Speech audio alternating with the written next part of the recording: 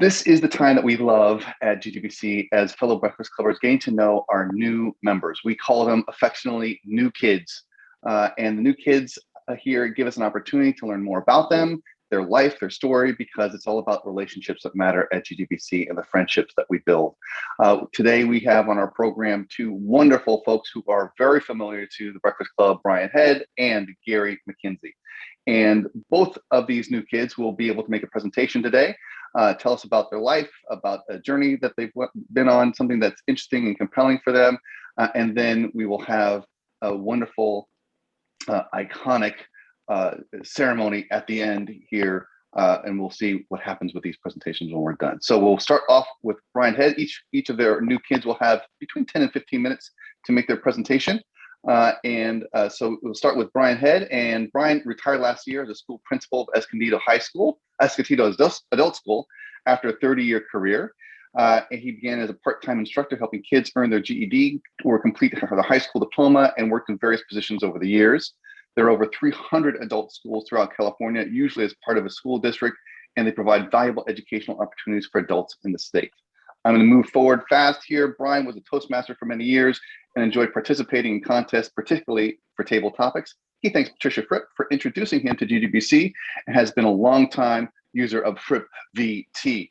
He thought he would share today his experience and lessons learned from his days in encyclopedia cells in San Francisco in 1974. I will introduce Brian first, and then we'll introduce Gary afterwards. Brian, we'll hand it over to you. Well, thank you, Antonio, for that kind introduction. When Antonio invited me to speak today for this New Kids on the Block meeting, I thought at first he was inviting me to speak to some youth group that he supported. But then I realized that it was actually me who was the new kid on the block. And that is indeed a compliment at my age. So thank you, Antonio. In a short while, I'm going to share with you when I really was a young, naive kid on the block.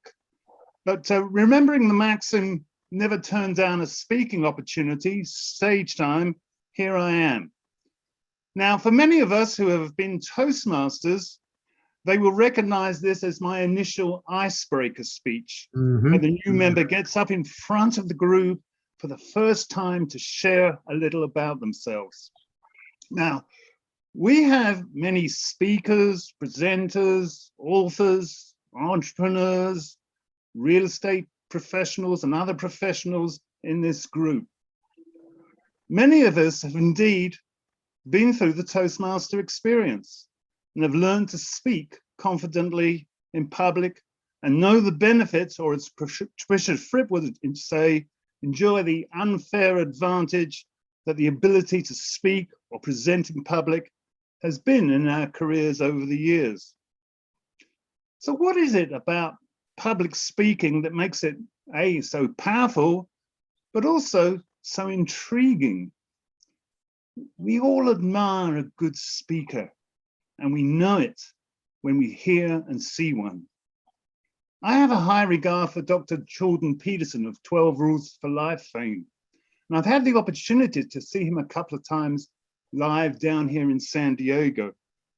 He stands on a bare stage for 90 minutes and does not just speak, but thinks and speaks at the same time to a hushed audience as he explains, weaves, qualifies his themes and ideas.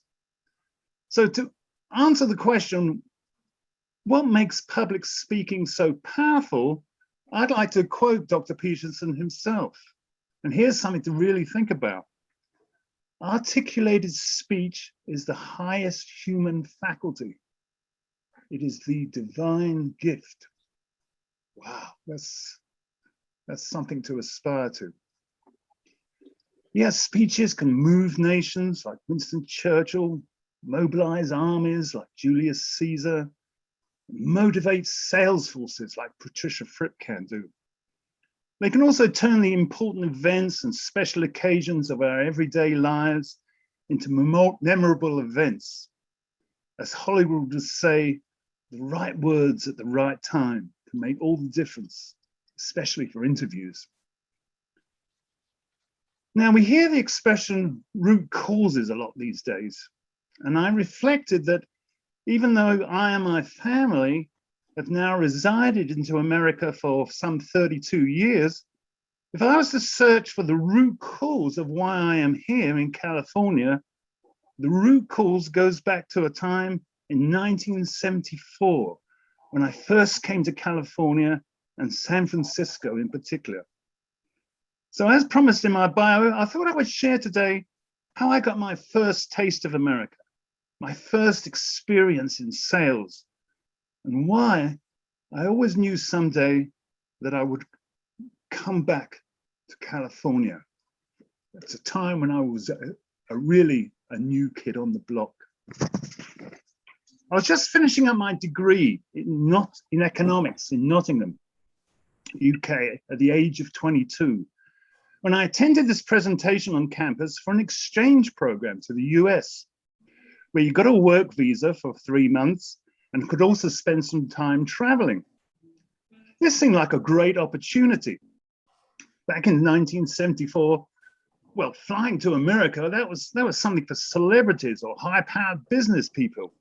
This was before the era of when the airlines became deregulated, and that brought the fares down over the years. I actually thought at the time that this might be my only opportunity to come to the United States. So there I was a few weeks later, sitting for the first time on a plane bound for New York. On arrival, I was impressed by the stunning skyscrapers and the energy and the excitement of the city. I was also genuinely confused by what a submarine shop was and that it actually sold sandwiches. A day or two later, with my Greyhound bus in my hand, I headed out west. As we rolled across Kansas, I was pleased to see the Rocky Mountains eventually loom up. I took a short break for the night in Denver and then continued with a stop in Las Vegas for the night, and then on to Los Angeles, and then up to Santa Barbara, my final destination. It was all a heady experience for a boy from the UK suburbs. I remember going up to the highway and seeing the sign Malibu, and that Joni Mitchell song came to mind, where it's breaking like the waves of Malibu. I could hardly believe I was here in California. Santa Barbara, wow, it was the epitome of whatever I thought California was like. Very laid back, very relaxed. I was amused to find that people were still saying far out, which I thought was even then was a little passe for the time. Anyway, great time there in Santa Barbara. But then after a week or so, it was time to move on and do what the program was about, i.e. work for a couple of months. Now, I hitchhiked up to San Francisco. Remember the times when people actually hitchhiked? God. And checked into a recommended hostel residence right there on Post Street. Here I was, right in the center of San Francisco, in a very reasonably priced accommodation. The world was my oyster. Later, I moved over to a studio apartment on Geary Street. It struck me at the time that finding accommodation in the center of a major city like San Francisco was very easy and affordable compared with how it would be in London. Well, next stage. As for finding a job, an advert in the classified section seemed right up my street. Are you new to San Francisco? Would you like a position in publishing? No experience required. Open interview, 10 o'clock tomorrow morning. Wow. A group of us were ushered into a room, and a dynamic blonde Sherry Weitengruber, see, I still remember her name after all these years, delivered the sales presentation that some of us who stayed would eventually learn. It all boiled down to the fact that Collier's encyclopedias had a problem. Regular advertising did not work. The solution was word of mouth advertising, which was far more effective. And the encyclopedias needed to be placed in families' homes so that families recommend these valuable products and sources of information. Well, it all sounded quite reasonable to me at the time. I was given a sales script and told to learn a chunk of it and report the next day. No problem. I used to be in school plays and was good at learning my lines. So the next day, I and a few others who returned reported to the sales training meeting and was introduced to the boss and sales manager of the operation, one Ed Brown. I remember his name.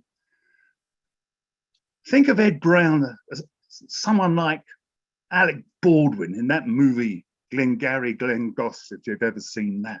Powerful figure, very charismatic. In fact, I was reminded of last week's speaker who spoke of hype and the charismatic leader, often found in cults. In some ways, on reflection, I was being inducted into a cult, the encyclopedia cult. Perhaps I was lucky in that this was this cult rather than the Moonies, who were very active at the time and targeted young students new to San Francisco. Anyway, we practiced our presentations, received inspiring and motivational sales meetings from Ed. I was introduced to the literature of success, such as Think and Grow Rich, The Greatest Salesman in the World.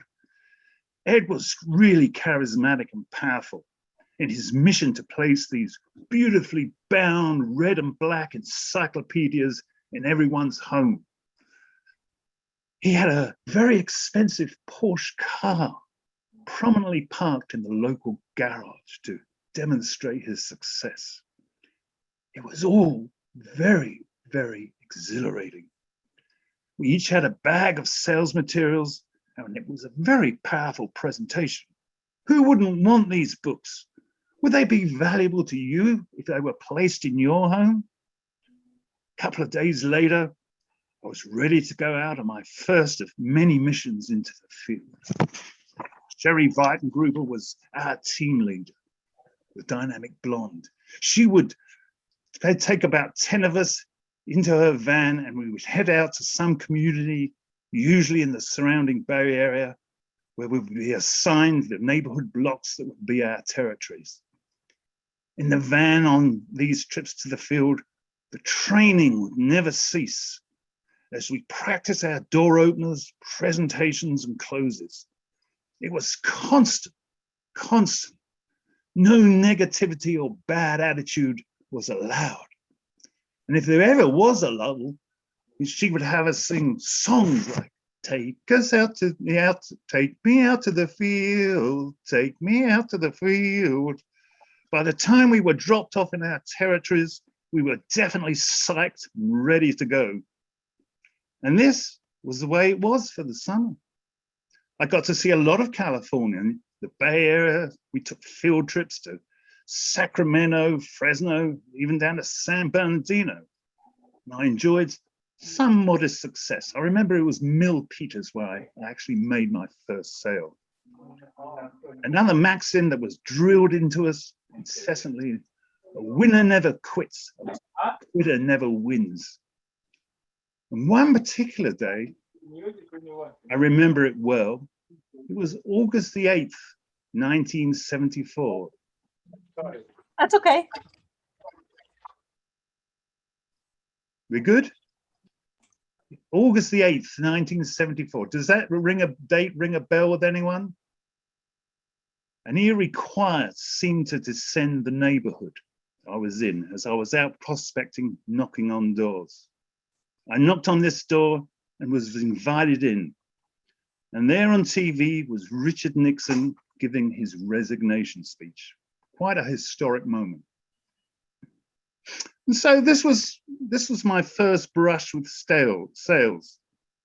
Now the story gets a little more complicated, and I stayed longer than I should have, and it took a dark, foggy evening when I could barely read the numbers on the doors and the spell I was under was finally broken. And I said to myself, what on earth am I doing? And I quit mid-evening and returned early to the pickup point. I soon got another job in the men's department at downtown Abercrombie and Fitch, their department store there. There the prospects actually came to you without having to knock on their doors. So that was a good thing. And a couple of months later, I eventually returned to the UK. What did I learn in encyclopedia sales, and why did it make such a big impact upon me? Several things I think that we could all learn. Perhaps this might be good for all of us to do a dose of door-to-door sales in the early part of our lives. One of the things I learned was that rejection is never personal. After a couple of weeks, people used to reject me left, right, and center, but I just brushed it off. That's a good skill to have. I also learned that persistence pays off. I remember oftentimes it was the follow-through or perhaps the last call of the day that proved successful. I learned the power of a positive attitude. I think this was a time in my life when I had never been more focused and more psyched up and just brimming with energy and a positive attitude. And I also learned the power of resilience. It took energy and determination to keep going sometimes, and that's a good life skill. I think I also learned that we all know that opportunity knocks for us at different times in our lives, but sometimes we have to go out there and knock on the door for opportunity. Speaker Brian Tracy actually recommended that his own son Michael get his first job in door-to-door sales to learn these lessons. We were all just young, naive, student-type kids, and I think it's fair to say that we were just as much sold by the process. Ed and Sherry sold us just as much as we sold the families to get these wonderful encyclopedias. Now, of course, those days and encyclopedias are long gone. The last print edition of Collier's Encyclopedia was in 1997. Perhaps some of you at one time had a set of encyclopedias in your home. If not, and you still want to get a set now, I notice you can still buy a set on eBay for about $100. And that Breakfast Clubbers is my little story about how I first came to California and the seeds of my love affair with California was sown. I'm sure you've all heard the words from that old post-war song, how are you going to keep them down on the farm now that they've seen Paris? Well, that was true for me now that I'd seen California. I returned some 15 years later with a wife and two very young daughters. And that, of course, is a different set of circumstances and is, of course, a different story altogether. Thank you for giving this new kid on the block the opportunity to speak to you this morning. I've enjoyed it. Thank you. Great.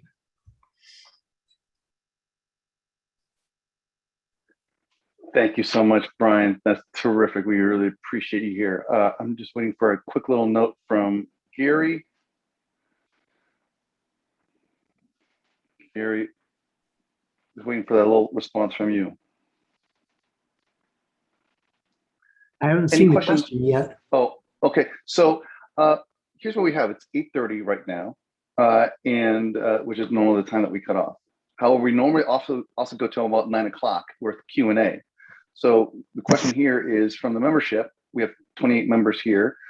Because of introductions, extended introductions here, we went over time here, and that's no fault of either of these speakers here. And we want to make sure that we offer the proper respect for your time and preparation today. So Gary, I'll offer you the opportunity to continue to make your speech, of which we can go until 9 o'clock, or we can schedule you for another day where we can give you, have you start off. And I'll leave that to you because I know that you've prepared for this. So what would you like to do? Tony, I appreciate that. Appreciate that very much. If the members want me to go ahead, I would be delighted to go ahead and speak today. I'm seeing the thumbs up. So yes, I'll accept it. We'll move forward here. Terrific. Great. Well, so we'll get started right away here. Brian, thank you so very much for a terrific presentation here. I have a newfound appreciation for encyclopedia salespeople. So bravo to you, my friend. Okay. All right. So introducing our friend, Gary McKinsey, a sweet, gentle fellow here who has become a wonderful friend. In 1995, Gary was appointed to the White House Conference on Small Business and continues to this day in that capacity as the Associate Tax Chair for California. Thank you for your service at that, Gary. He also has served on Small Business Tax Advisory Council for the U.S. Chamber of Commerce. He has chaired the Northern California Leadership Council of the National Federation of Independent Business and is recognized as one of the most effective small business lobbying organizations in Washington, D.C. I'm going to skip here. He presents a workshop. In 2010, he launched a new business focused on working with business owners and entrepreneurs. He presents workshops for business owners designed to guide them to creating a 7-step marketing plan, very important. The goal for attendees is to leave the session with a plan to accelerate their business growth and achievement. Gary frequently speaks and presents workshops on how to increase your business and your influence through personal networking. And Gary walks the walk and talks the talk. He's an incredible example of what it means to be a professional speaker here and is a credit to this industry and this profession. Gary McKinsey, over to you. Hey, thank you so very much. I was delighted to hear Brian say that when he received the invitation from Tony to speak, from Anthony to speak, they thought it was an invitation to speak to a youth group. I too thought that. It took me a bit to figure out, oh no, he's inviting me to give my icebreaker. So I was delighted to find out I wasn't the only one. Oh, when Susan Rowan was talking about being rusty, in July, first opportunity I had to go down and meet and give a live presentation in almost 2 years. And I was surprised at how rusty I was at meeting individuals and then as a speaker. So I relate to that and working on brushing off the rust and getting back into that routine of going out and meeting people and engaging and speaking live as opposed to virtually. In the last 6 months, I've been working with individuals at finding their branding story. As I work with them, discovering their branding story quite often revolves around some pivotal or transformational events. And this has caused me to look at my life and think about, okay, Gary, what are some personal transformational events that have taken place that set you off on a direction? And of course, these are things you don't realize at the time. You have to look back and say, oh, that happened, and that led to this. So one of the first transformational events that I can relate to was in 1959. I was 15 years old, and my second brother invited me to go camping with him and his family over New Year's. Now, he'd just purchased a new travel trailer. And many of you may think, well, is that a big deal? Your brother inviting you to go camping? Well, for me, it was. And here's the reason. I have 3 older brothers. When I was born, my oldest brother was 19, my second oldest brother was 17, and the next brother was 11. So the family unit was there, was in place. And then 11 years later, I arrived on the scene, a disruptor to the whole family, I'm sure. So I grew up more like an only child, because I just vaguely remember my brothers being at home, and my brothers and I weren't close. So I was delighted when my brother invited me to go with him camping. And this trip, we were going to a place called Death Valley. Now, I knew about Death Valley because I had watched Ronald Reagan's TV shows called Death Valley Days. However, I didn't know Death Valley was in California. I had no idea. Well, I remember on the day we got ready to leave, 2 days before New Year's, we loaded up the trailer, and we started off early in the morning, and we drove and drove and drove out through the desert, through desolate areas. It got dark, pitch black. And we drove up this windy, narrow road.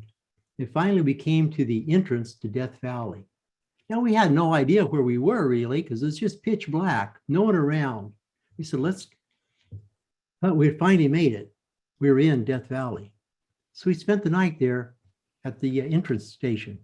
And the next morning, I still vividly remember the next morning, we opened the trailer door and the cool air hit us. And I looked out over Death Valley. We were on a mountainside looking down over into the massive Death Valley. And for the next 2 days, we explored Death Valley. We went to Badwater, the lowest point in the US, the sand dunes. And of course, while we were there, we talked a lot about the wagon train that came into Death Valley 110 years and 7 days earlier. Those 49ers that came into Death Valley and were trapped there. And we tried to relive what were they going through.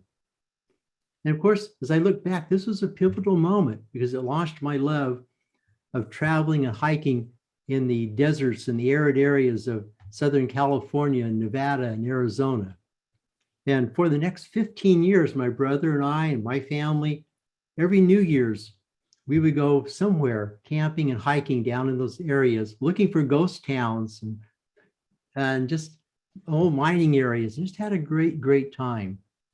And of course, as families grow and they change, our trips became less and less. Our last trip, and this is one Ricky can, I'm sure, relate to. Our last trip was a 2-week whitewater raft trip down the Colorado River through the Grand Canyon. You know, and I can remember the excitement as we were getting ready to get on the rafts. And these weren't motorized rafts. These were rowing rafts. We were going to row. We had 4 novices in each raft and 1 person that knew what they were doing. I remember as I got into that raft, I was excited and I was a little nervous. Can I really do this? And we pushed out into the river and we hit the first rapids. They call them riffles. And oh, that was fun. That was neat. And we went down, as we went down the Colorado River, and we would spend the night camped at various sand spits, and it was great. There was one boat, it was a supply boat. It was the only boat that had a motor on it.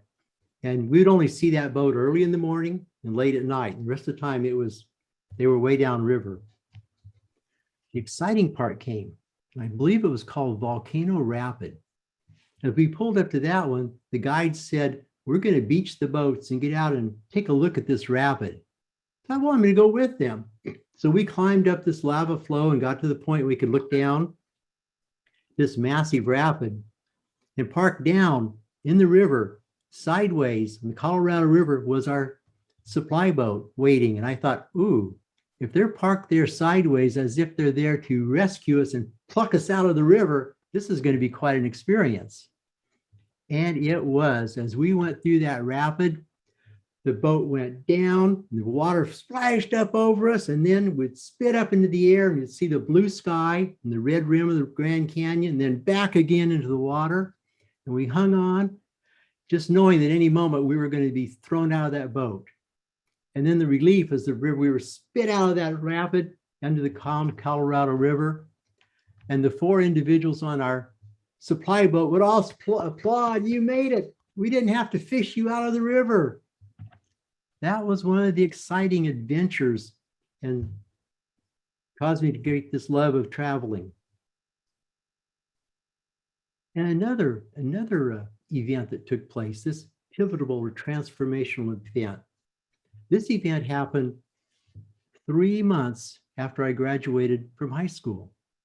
Now, when I was going to high school, no one in my family had ever gone to college. It was never a thing to talk about. And I certainly had not thought about going to college. I was a C student. My goal was just to get through high school and have fun and have a nice looking car. That was my goal. Well, 3 months after graduating, I was working at a gas station. For those of you that may not remember what that was like, I was the attendant. I went out and greeted the person, put gasoline in their car, washed their windshield, checked their air and their tires. And I didn't really like that job. On this particular morning, 3 months after graduating from high school, I had the opening shift, 7 a.m. at a Union 76 service station, and it was located on the corner 3 blocks from the community college. And at 7:10 a.m., as I was out on the cleaning, wiping down the gas pumps, I looked up, and there, parked at the stoplight, was 2 guys I'd graduated from high school with. And I thought, man, look at that. Those guys are on their way to college. They're going to make something of their life. And I'm stuck, this dead-end job, 18 years old. At that moment, I made a decision. I'm going to figure out a way to go to college. Now, I knew I'd have to work full time, so I needed to find a place where I could allow me to work and go to school. So I set about doing that, and I found another job. Yep, still working at a gas station. This is working for Standard Oil. And they had 24-hour gas stations. So I could work from 11 at night to 7 in the morning and then go to school during the day. Now, those hours, it takes some time. So I could only take 3 or 4 classes a semester, 9 units. So it took a while to get through college. In fact, one semester only took 1 class. This was when my first child was born. But I didn't want to drop out. So I kept going. I stayed in college. So it took a while. But ultimately, I graduated. I graduated, and because I took the classes that I enjoyed taking, I took classes that were relatively easily for me, and I was delighted. I finally graduated with my bachelor's degree in, not in accounting, not in tax, not in consulting, in molecular biology with a minor in organic chemistry. And for those of you that know me, you know that taxation is my background, federal taxation. You think, Gary, how did you get there? Well, that's another pivotal story of how I transitioned from teaching science to becoming an accountant and a background in taxation. That's a second pivotal event, which I hadn't thought too much about until really just today as I'm getting ready for this talk. And I'm thinking I was not happy teaching. You know, and I can remember a day in between classes, I stepped out of my classroom, and I can remember looking out over the quad, and I was unhappy, and I thought, leaning up against the windowsill there, looking out, thinking, there's got to be a better way. And so I turned in my resignation. So I finished the semester, but then I resigned. And during this time, my wife had started a home-based accounting business. So she wanted to be home more with our child. So I did what? I went back to school, got a minor in accounting, and joined her in the business. And that's how I got into accounting and discovered I was good at federal taxation and negotiating with the Internal Revenue Service and helping individuals resolve legitimate issues with the Internal Revenue Service. Those are 2 real pivotal transformational events that took place in my life as I'm looking back. And I'll take a moment. There's one other that just was intriguing to me. In my accounting practice, I was thinking about how do I market this business? Because I'm always concerned about marketing and attracting new customers. And one day it occurred to me, Gary, you need a radio show. That would be pretty cool to have a radio show. But how in the world do you get a radio show? Had no idea. And then I received that phone call. You know that phone call that causes your eyes to go, really?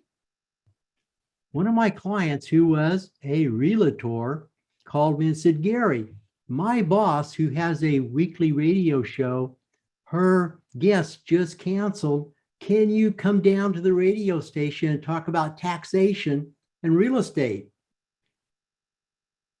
Yes, I can do that. And in trepidation, I got to admit this. I went out to the radio station, KTRB, here in Modesto, and I was the guest on her show. And then I became a regular guest.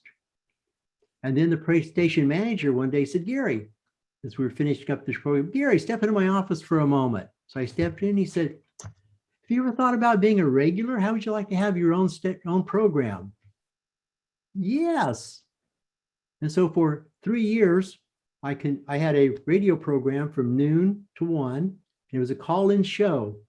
The goal was to have individuals call in and we had conversations. And probably the culmination of that was during this time period, I was going to be in Washington, D.C. for a week on legislative business. And I thought, rather than cancel the show or have reruns, I'll do the show from Washington. So I interviewed various congressmen during this time. And when I returned home, my mother said to me, "It's only something a mother can say." She looked at me and said, "Gary, that was pretty good. You actually sound like you knew what you're talking about." I thought, I'm going to take that as a compliment. You actually knew what you were talking about. So it's been my pleasure here to share some insights with you about transformational events that have taken place in my life and causes me to be adamant about living my life according to my vision for my life and being persistent about moving forward and stepping out and doing things that I would say were a little frightening, but also exhilarating. Back to you, Mr. President.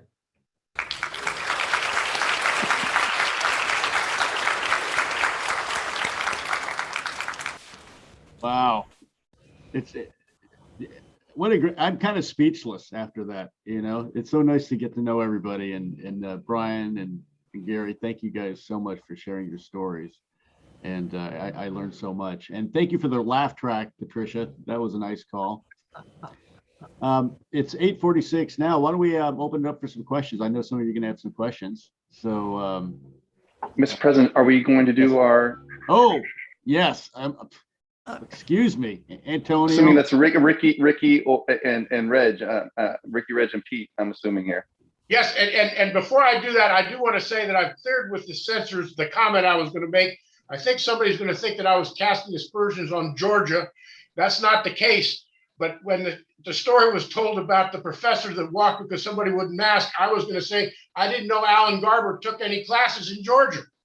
I thought you'd like that, Reg. Anyway, after serious consultation with my partner, shut up, I'm working alone. I haven't, no. I can't shut up. After serious consultation with my partner, Up or Reg, down? we decided this is a double thumbs up right now.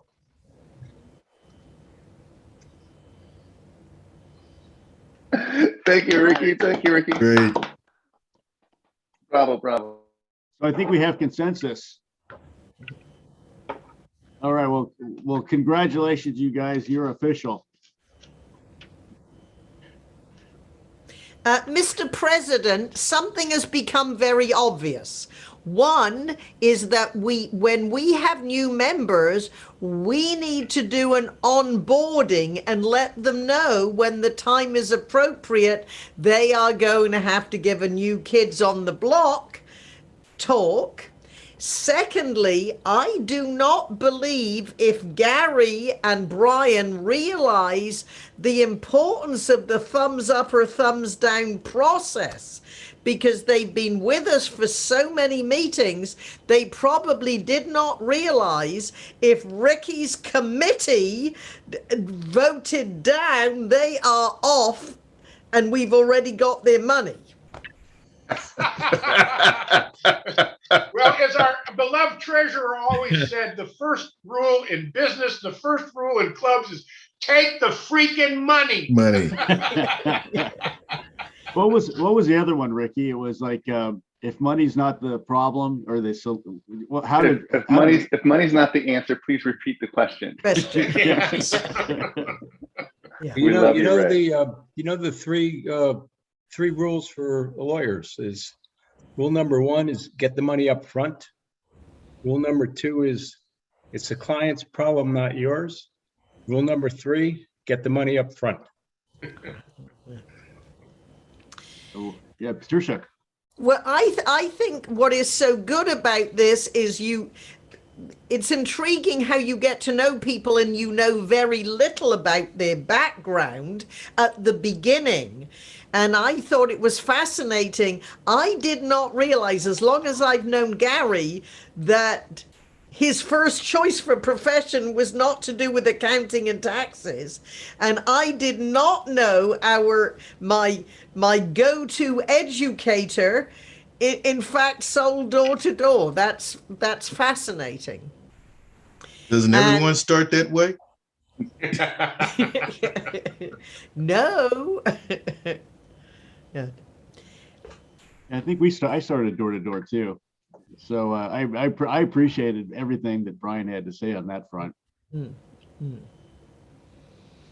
And of course, I remember a time when I came to America, I think I had met one or two people who'd ever been here. Because people from England, at that time, Right. they weren't cheap vacations to Florida. People did not have the money to go to America. We knew it from movies. Now, Brian, question for you. Was your picture of America what you had seen in movies? And then when you got to Santa Barbara, you thought, this is the movies? Oh, very much so. I mean, certainly the movies are sort of New York based, but certainly California based. The beaches, just the whole tone of the place was something you learned from movies. I remember, what was that movie about with the California California Highway Patrol, where they cruise on their motorbikes up on the freeways. I mean, the freeways in themselves, I'd never seen anything like them. We have motorways in England, but nothing like the vast network of freeways. It was huge. And then to be in San Francisco, I remember being particularly impressed by the Bank of America building, as well as the Transamerica building, but particularly the Bank of America building. I just used to stand and look at that, and it was very, very exciting. I mean, absolutely, people in the early 70s didn't think about going to America. It was expensive, the celebrities, the Beatles would come here on planes, or politicians. But yeah, so when I had that opportunity, I actually thought at the time, well, if I don't go now with this cheap student charter flight, I probably might not ever get there. So that's why it seemed like a big opportunity at the time. Brian, I would not want to cast any aspersions on the Black Rock, which is what native San Franciscans lovingly refer to as the B of A building. But I want you to know Donald Trump owns a third of that building. So I hope that won't change your thought about it. Not at all. You're referring to the banker's heart, right? No, Donald Trump owns a third of the Bank of America building in San Francisco. He's talking about the sculpture, Ricky. Yeah. Oh, yes. All the warmth of a banker's heart. I'm familiar with that concept. Gary, I remember from the speech you gave in person at the Breakfast Club, where you talked about there was a time you were really nervous to speak. And now, was that after your radio show or before your radio show? Oh, that was before the radio show. Had I not been in Toastmasters and began to develop my self-confidence to speak, I'm positive I would not have accepted that offer. No, it was Toastmasters opened the door for me. So you had Toastmasters before you went on the air? Yes. Yeah, yes, I'm just curious, Gary, as such a seasoned speaker, I mean, did you feel any jitters this morning before presenting to us? Yes, absolutely. Absolutely. In fact, I was pleased that Brian went first. That gave me a chance to kind of calm down and be ready. Yes. I was wondering who was going to go first. I wasn't sure. You guys you guys both did such a great job. Thank you so much. My pleasure. Yeah. I'm delighted to have the opportunity. Yeah, I must admit that was the first presentation, speech I've done in 18 months. So I was definitely feeling a little rusty. And yeah, this Zoom medium, I mean, I'm used, like Gary is, we're used to standing up live in front of groups, and that's probably our preferred medium. So doing it on Zoom, this is a new experience for me. Absolutely, yeah. Mm-hmm. Patricia, did you have a similar experience coming to San Francisco for the first time as Brian did? Well, I came in January of 1966, and I knew everyone in America was rich and the streets were paved with movie stars, and I wasn't even 21 yet. I arrived. I got a boat to New York, and then I got continental trailways across the country because someone said that's a fun thing to do. And I checked in the YWCA, and everything was so new and exciting that it never occurred to me anything would ever go wrong, and it never did. So America, but I knew it from movies. As I say, I didn't. Everyone, now understand, 2 people I'd met had been to America. One was the daughter of one of my hairstyling clients, Ann Bridges, and she sent me the name of 4 salons that I wrote to, and one answered the Mark Hopkins Hotel. Charles said, I can't promise you a job, but come see me. And a comment that I make frequently, which is to be signed up as a vendor for some of these big tech companies I work for, is more complicated with questions I don't understand what they're asking for. That's more complex than emigrating to America. Because when I came to America, I sponsored myself. You fill in all these forms at the American Embassy. You say no to everything except can you support yourself. I sponsored myself. However, 1 week after I got my visa, they changed all the rules and I would never have got in, which is why I knew God meant me to come to America. There's a reason for everything, isn't there? I have a question for Patricia. So, as you know, I've heard your stories of being a young hairdresser and coming to America many, many times. And you also talk about your parents and your brother. Here's my question for you. How did your parents feel about your leaving home and going so far away? I know my father was flipped out when I said I'm leaving Texas and going to Sin City, San Francisco. So I'm curious how your parents felt about you leaving. Well, when I was 16, my friend Wendy Roberts, who was 2 years older, said, I have a pen pal in America. I'm going to go visit her. I said, wait till I finish my apprenticeship. I would have been 18 and I'll come with you. Then we went on a double date with Wendy and with Warren and Peter, and Wendy ended up marrying Warren, so she wasn't going to America. So I went to live on an island off France called Jersey, the Channel Isles. I went for 6 months. My mother knew once I left, I would never come home again. And I stayed 2.5 years. And then in Jersey, nobody ever talked about when should we go home? It's where should we go next? And they would go to Spain. Well, in the back of my mind was always America. So I thought, now's the time to go to America. So went home, got my visa. Now, to answer your real question, my father, who thought I was a total dingbat, said to my mother, tell her not to go, because my mother and I were very close. And in all fairness, at that point, if my parents had said you can go, but wait till your 21st birthday, we listened to our parents and I would have done that. However, if you remember, 1 week after I went, the rules all changed and it would have been very difficult for me to get in. So my mother said, no, I won't. And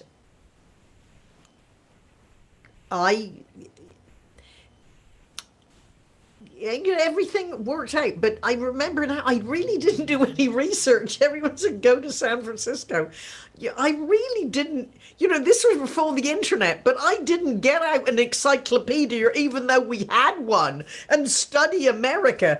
I mean, looking back now, I really don't know why my parents would let me go, except they had brought us up to be somewhat independent, because definitely of all the decisions I've made in my life, coming to America was one of the best. Staying single was one of the best.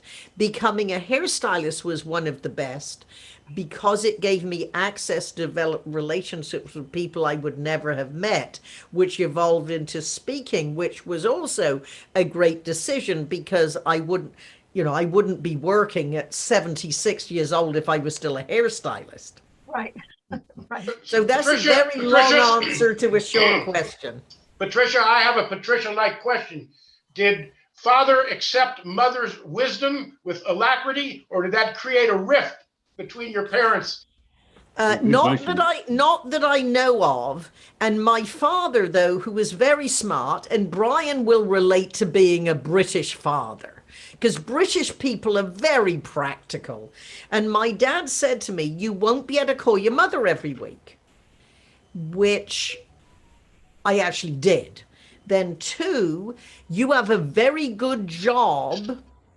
And I said, yes. And I know they would take me back if I came back again. And he said, how do you know it'll be better? And I said, I really don't, but I won't know until I go. So my father did point out what I had already thought about and considered. But one time I went home, and, I was always racing around as a whirlwind seeing my friends. And I went back to London, and on my dressing room table in San Francisco, in Wimborne, I left my keys, which were the keys to my house and my suitcases. And my father shipped them off to where I was in London and said, how you managed to travel around the world alone, I have no idea. So once they were resigned, I know this isn't Patricia's interview, but I've always thought of these You questions. guys, just one thing. It's 9:02 right now here. I don't know if we want to turn off the recording here, but not to stop anything, but we Definitely want to turn off the recording. And also just to say a big thank you to Brian and to Gary for their time today here and for the preparation and wonderful chances to get to know you a little bit better. So thank you guys both. Yeah.